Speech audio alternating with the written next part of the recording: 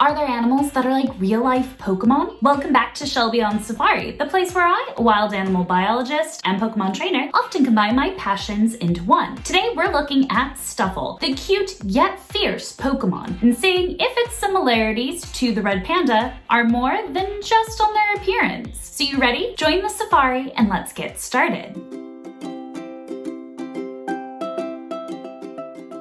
First off, I should say that there are actually two species of red panda. Thanks to modern technology, the art form of scientific classification is always evolving and can be quite confusing at times. But as of this video, it is widely accepted that there are indeed two species of red panda. Ailurus fulgens, which are found mostly in Nepal, India, and Bhutan, and Ailurus styani. They tend to be larger and deeper red in color, and found mostly in China and Myanmar. Now, by looking at the Pokedex entries, I've found three things that I want to look deeper into to see if the red panda and Stufful have more in common than we might think. It is widely acknowledged in the Pokedex entries that Stufful has an adorable appearance. However, the entries are quick to state that, while looks can be deceiving, is they're rather dangerous. In fact, if they get angry, they can knock over a pro wrestler. But I wonder if this is a subtle nod to our favorite Alolan pro wrestler. I would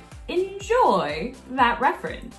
The Pokedex entries state that their arms can flail about, but that got me thinking of the importance of body language for red pandas. For if they're feeling threatened or scared, there's a variety of different ways that they communicate this to others. That, if you come across, would definitely be a sign to back off. One of which is head bobbing, tail arching, or standing on their hind legs. Other signs that red pandas give to back off come across in the form of vocalizations, like squeals and huff quacks. Yep, you heard me right, huff quack. But there's also forms of body language which are indeed adorable when it comes to the red panda. Take, for example, this, a floof ball, as I like to call it. The red panda nicely curled up with its tail wrapped around tightly as if using it as a pillow. While yes, it's adorable, it comes in quite handy, as when the temperatures drop, they use this to conserve both energy and heat. But then, when the temperature swaps around and it gets a bit too toasty, they stretch out on branches and pant to lower their body temperature. One other Pokedex entry that stood out to me about Stufful was their power to split large trees in half. That must be terrifying. So while the red pandas of our world may not be able to split a tree in half, they can certainly climb it, thanks to their false thumb, which is pretty much an extended wrist bone that's useful for not just climbing trees, but also grasping on to their favorite and preferred food, bamboo. In fact, over 95% of their diet is bamboo.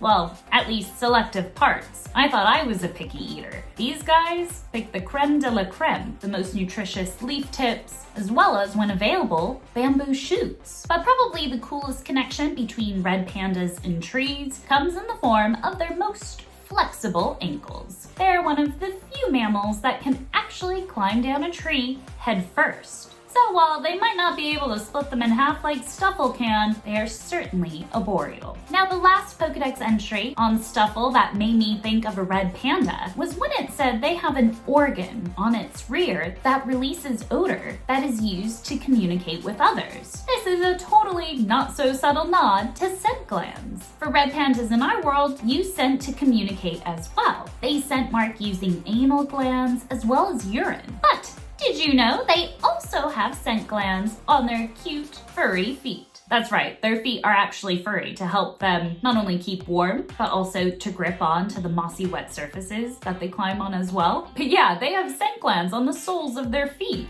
They release a colorless liquid that we humans actually cannot smell. Then other red pandas sniff things out and test the odors by using the underside of their tongue. For on it, they have cone-like structures that collect this liquid and brings it close to a gland inside its mouth. This is really special, for they are the only carnivore with this adaptation. I'm just delighted that the game developers decided to pay homage to the red panda by making Stufful's shiny form indeed a firefox, which is another name for the red panda. Now, I wanted to give a quick shout out to all my new friends that I met at MCM London Comic Con today. It was a blast being able to share our love of Pokemon and animals together, and it was so fun hosting a panel for you guys. Be sure to head on over to Instagram and check out some of my behind the scenes photos leading up to my panel. And to keep your adventure going, why not check out my other Pokemon animal comparison videos right here? I have a whole playlist full of them. Go on, click it. I'll see you over there. Thanks so much for watching, and I'll see you in that video. Well, whichever video decides to play in the playlist first.